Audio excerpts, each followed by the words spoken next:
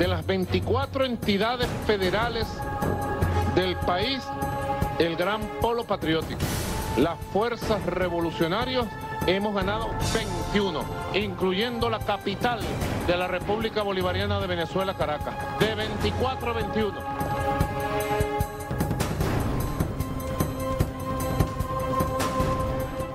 Bueno, pues ¿qué tal? ¿Cómo están? Muy buenas noches, les habla Marian de la Fuente. El circo de Maduro cerró anoche con broche de oro su 29ª función electoral en 22 años. Lo hizo prometiendo que las puertas de esa carpa chavista van a seguir abiertas otros 4 años para que los venezolanos sigan disfrutando con los payasos más patéticos del mundo y toda clase de animales circenses representados fielmente por el propio Maduro. Y es que gracias a esta función de circo totalmente antidemocrática, el mapa de Venezuela va a quedar 87% teñido de rojo a partir de ahora. Y durante los próximos 4 años, después de que el narcorrégimen de los herederos de Chávez se hiciera con el control de 20 de las 23 gobernaciones y con la importante alcaldía de Caracas, mientras que la oposición apenas lograba quedarse con 3 estados. Y como ya hemos denunciado de sobra en este programa, al igual que la crónica de una muerte anunciada, la farsa electoral estaba cantada en el primer momento en el que el presidente chavista anunció que su país iba a celebrar elecciones en noviembre. Después de haber renovado las autoridades del complaciente CNE, según sus intereses, por supuesto, y tras haber inhabilitado a una treintena de opositores, llegando incluso a secuestrar el nombre y los símbolos del partido político de sus principales detractores. La jornada electoral, que se caracterizó por los retrasos en las organizaciones de las mesas, apagones en los centros de votación, violencia por parte de los colectivos chavistas, muertos y heridos en algunos estados y una abstención del 60%, no ha sido una victoria para Maduro, sino una clara señal que el pueblo venezolano ya no se traga una más de sus mentiras. A pesar de la extraña decisión de Guaidó de convocar a la oposición a participar en unas elecciones fraudulentas con un presidente ilegítimo investigado por la Corte Penal Internacional, que lo desconoce además como mandatario interino y que jamás ha tomado en serio ningún proceso de diálogo. Y esto es lo que es realmente cuestionable, esa ingenuidad del señor Guaidó. Porque los delincuentes, los bullies, los dictadores no negocian, imponen. No son caballeros ni tienen palabras, son criminales que portan una banda presidencial que han usurpado a sus pueblos, aplastando sus libertades y sus decisiones. Y que como mejor ejemplo acaban de imponer estos nuevos resultados electorales con trampas, con observadores internacionales de su misma calaña, como el expresidente español Rodríguez Zapatero, o su cachorro bolivariano del comunista partido español Podemos, Juan Carlos Monedero. En Venezuela no ha ganado el chavismo, ha ganado el abstensismo y ha perdido la democracia. Comenzamos.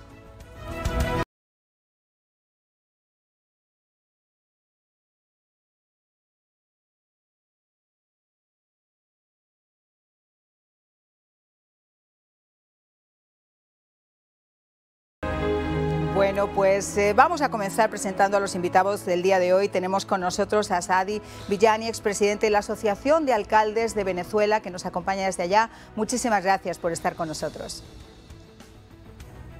Muchas gracias, Marian. Te felicito por ese excelente resumen. No puede ser de otra manera, no puede ser realmente en el día de hoy de otra manera. Y tenemos con nosotros a Neomar Hernández, periodista de Radio Caracas, máster en Ciencias Políticas. Muchísimas gracias también por acompañarnos.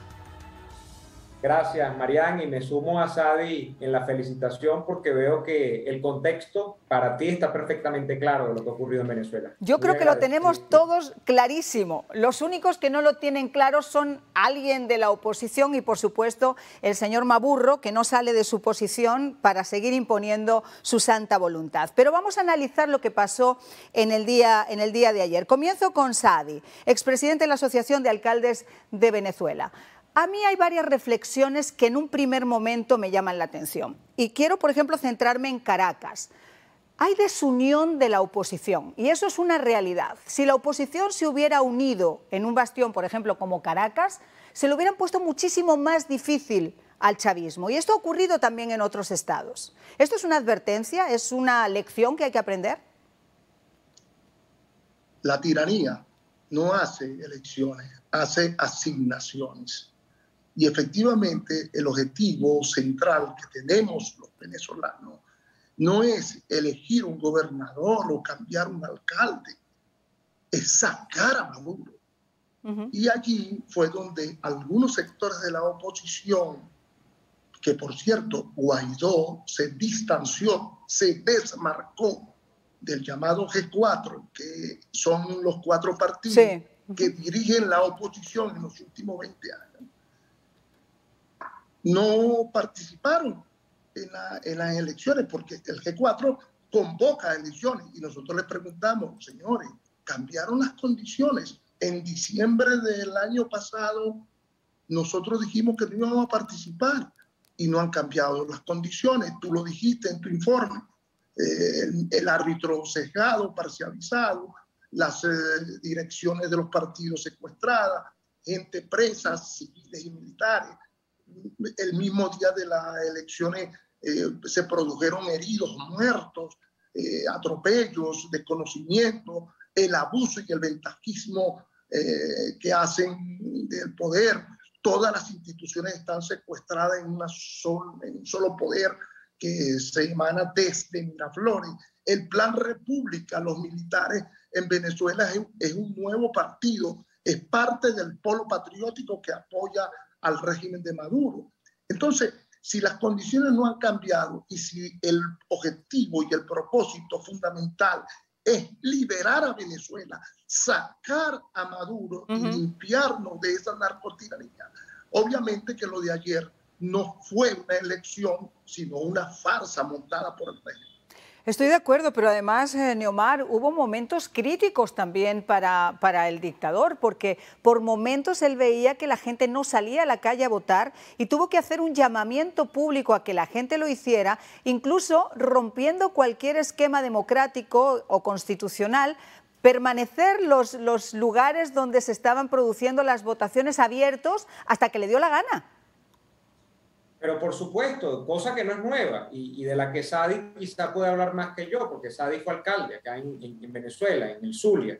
Y hay un fenómeno en Venezuela que llaman puntos rojos, que son puestos del partido de gobierno y los instalan a 300 metros, a medio kilómetro de los centros de votación. Y eso funciona a ojos vistas de la Guardia Nacional, eso funciona a ojos vistas de las policías. Y allí no pasa nada. Y eso no es nuevo, como dice Sadi también. Ahora, el tema es que nosotros ni siquiera podemos saber, Marian, cuántas personas votaron el día de ayer. Claro. Porque yo veo a muchos analistas, veo a mucha gente a esta hora diciendo que si la oposición se hubiese unido o si hubiese concurrido con mayor fervor en determinados estados, si hubiese motivado más a sus electores, hubiesen pasado tal o cuales cosas. Y realmente el tema es que al no producirse una elección ayer, porque realmente tú no sabes cuántas personas votaron realmente, claro, porque esos números son dados por el CNE, todo análisis posterior que tú hagas, tanto de la abstención como por supuesto de la participación y de las adjudicaciones, cada uno de los estados, está absolutamente sesgado. Tú no sabes realmente qué pasó ayer. Ahora uno puede presuponer, por lo que uno vio, por ejemplo, en mi caso en Caracas, yo estoy en Caracas, y yo vi centros electorales, por ejemplo, donde yo he votado toda la vida, que pasé porque estaba de paso cerca de mi casa, y en el automóvil me di cuenta que habían 5 personas fuera del centro de votación, un centro de votación donde yo he hecho, claro, hace muchos años atrás, colas de 2 y 3 horas, filas para votar. O sea, entonces estamos hablando de pura especulación, pero ¿de qué estoy seguro yo? De que los resultados que se han anunciado ayer no son producto de una elección, son adjudicaciones del régimen. Por supuesto, y en eso quiero comentar con Sadi, porque esto deja 2 lecturas claras. Uno, quienes se encargan en muchos casos de llevar esas cajitas con los votos que ustedes están viendo son los militares. Y la segunda pregunta que a mí me causa todavía más estupor es, en el caso de las votaciones que se hicieron por máquina, las famosas Starmatic, las mismas que vimos aquí en Estados Unidos que causaron tantísima controversia, ¿sigue siendo todavía Starmatic el que hace los conteos en Venezuela de las máquinas o quién tiene ahora esa misión? Yo no tengo ni la menor idea. Mira, ahí queda reflejado, Marian, una de las incoherencias y contradicciones de la dirección de la oposición, que el pueblo la ha simbolizado en el llamado G4. un poco recordado al G2 cubano, porque es tan malo como el G2 cubano. Entonces, ese G4 debe recordar, se olvidó por completo, pasaron por debajo de la mesa, una decisión que tomó el Tribunal Supremo de Justicia, el legítimo, el que está en el exilio, el designado por la Asamblea Nacional, elegida en el 2015, y que el régimen se empeñó en ir desconociendo hasta declararla a través de sus instituciones que manejan a diestra y siniestra un organismo en desacato. Resulta que ese Tribunal Supremo de Justicia, producto de un planteamiento solicitado por la doctora Adriana Vigilanza, resolvió declarar nulo el sistema de votación y el voto electrónico y ordenó la votación manual. Entonces, empezando, cuando nosotros vayamos a una elección, tenemos que ir al sistema de manual, voto por voto, sí, y no al sistema electrónico, porque esa empresa fue la que automatizó el fraude en Venezuela.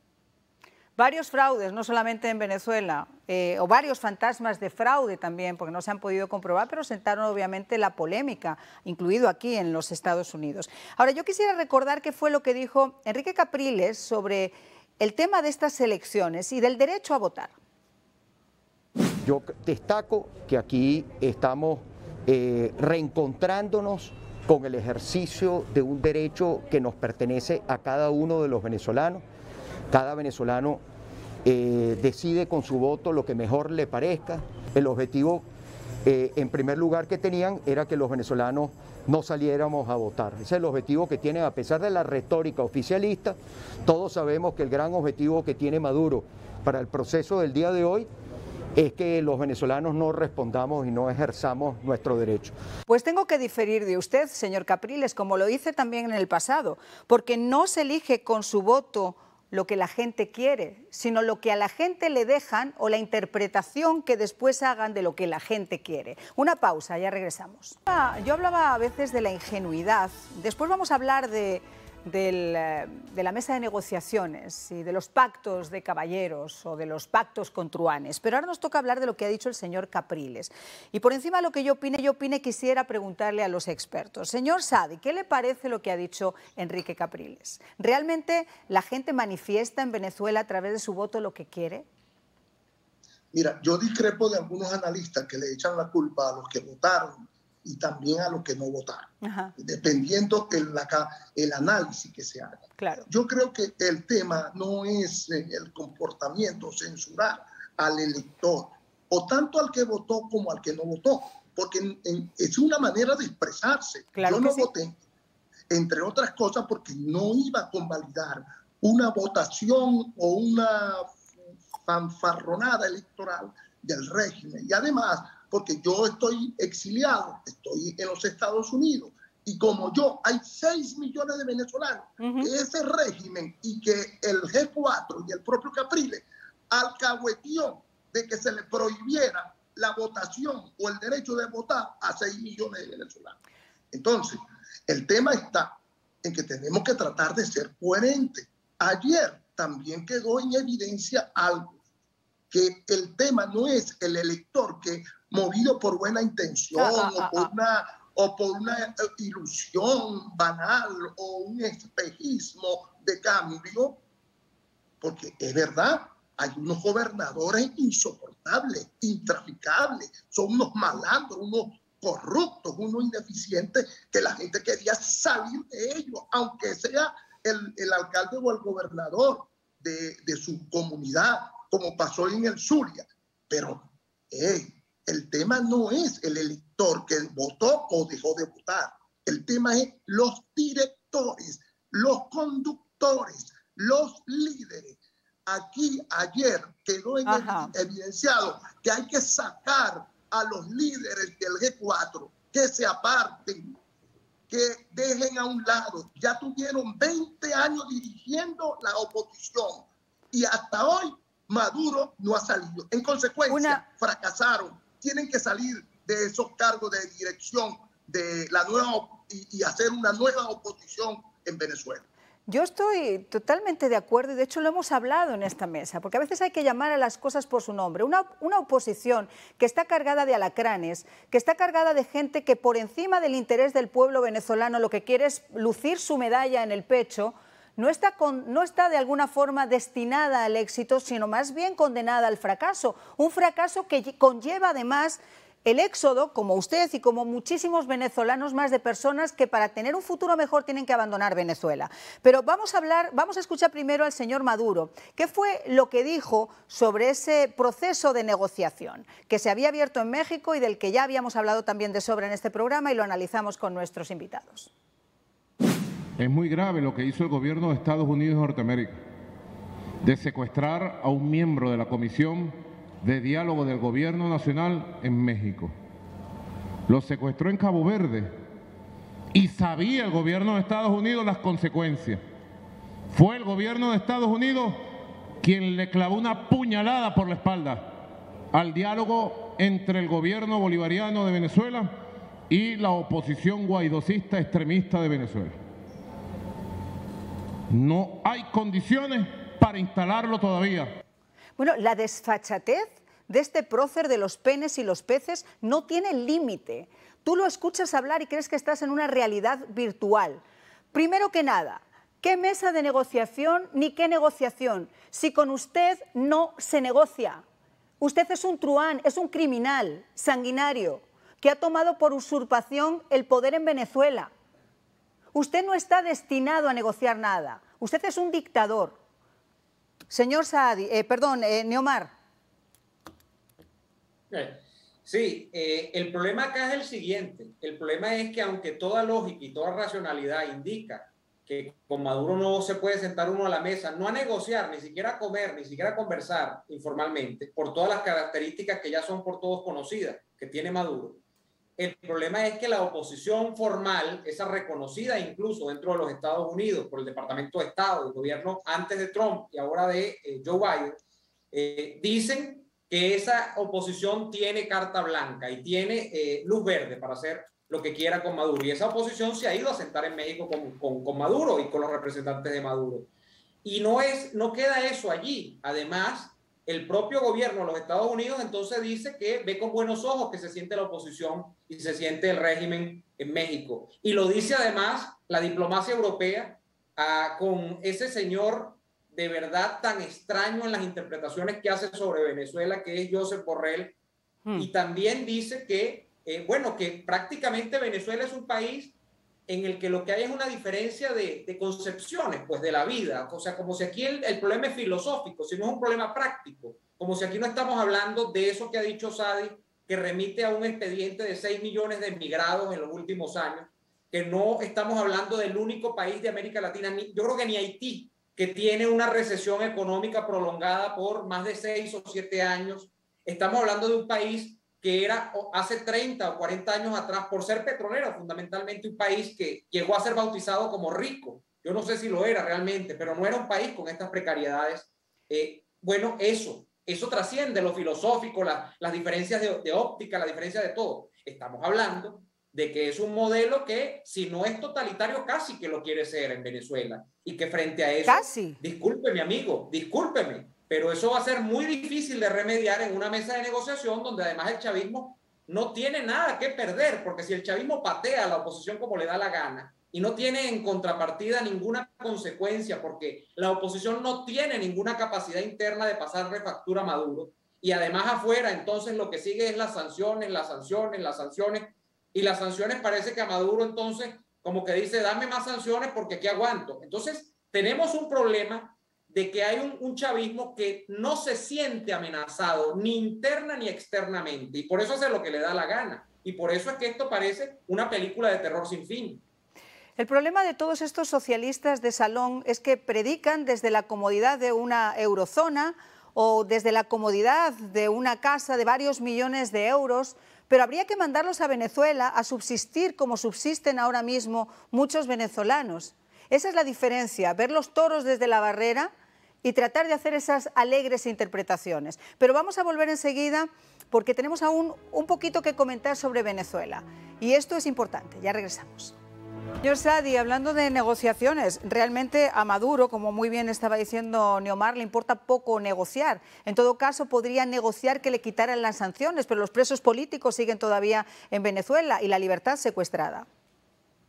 La única negociación posible es la liberación de Venezuela. Y yo no creo que un régimen de esa naturaleza, de esa calaña, se rinde y claudica. Ahora, un delincuente negocia cuando está preso y cuando las autoridades lo tienen con uniforme anaranjado. O un secuestrador negocia cuando está rodeado. ¿Y Maduro está rodeado? No. Aplicaron unas sanciones que el gran dilema de estas sanciones es que no han sido aplicadas como debe ser. Solamente Estados Unidos.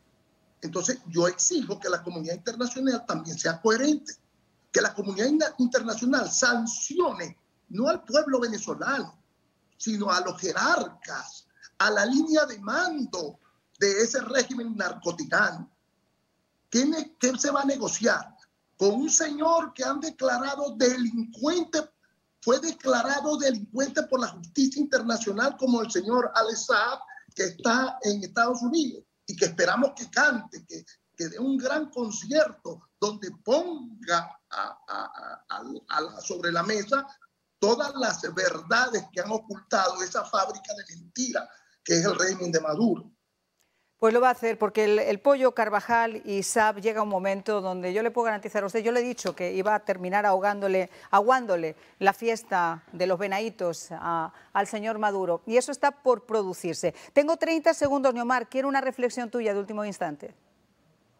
Bueno, la reflexión, Marian, y para los amigos que nos ven, es que Venezuela definitivamente no puede sola. Yo estoy en Venezuela y realmente a veces es agotador el caso venezolano, porque uno siente una comunidad internacional que en muchos momentos acompañó con mucha fuerza a Venezuela, pero que yo no sé si por hartazgo, por cansancio, por la ineptitud de nuestras élites dirigentes, que en este caso han estado protagonizadas en los últimos 3 años por el señor Guaidó, pero de la cual apenas Guaidó es un rostro, porque allí están, por ejemplo, Julio Borges. Totalmente.